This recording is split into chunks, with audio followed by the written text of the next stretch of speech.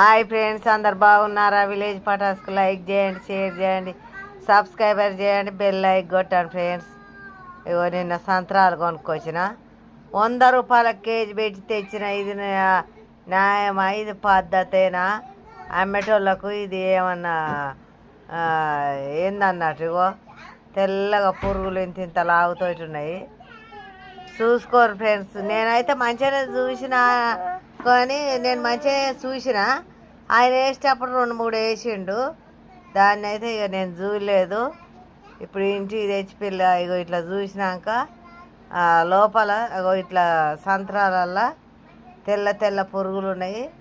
జ్వరం వచ్చి దవాఖానల పాలయ్యి ఇట్లా ఉంటా అంటే ఇట్లాంటి పండ్లు పొలాలు తినాలని డాక్టర్ అంటే, నువ్వు 100 రూపాయల కిలో సంత్రాలు అంటే సంత్రాలు తీసుకుంటే ఇట్లా తెల్ల పురుగులు లుక్కలు కాని ఉంటున్నాయి. కొంచెం చూసుకొని జాగ్రత్తగా చూసుకొని తినండి ఫ్రెండ్స్. ఇవి ఉన్న జబ్బులు కాక ఇంకా ఎక్కువ జబ్బులు వచ్చేటట్టున్నాయి ఈ పండ్లు తినమని డాక్టర్లు చెప్తారు. కానీ చూస్తాను ఫ్రెండ్స్. మా మనవరాలకు జ్వరం వచ్చిందని నేను పండ్లు పట్టుకొస్తే ఇట్లా పురుగులు ఉన్నాయి. బాయ్ ఫ్రెండ్స్, ఉంటాను. జాగ్రత్తగా చూసుకోండి.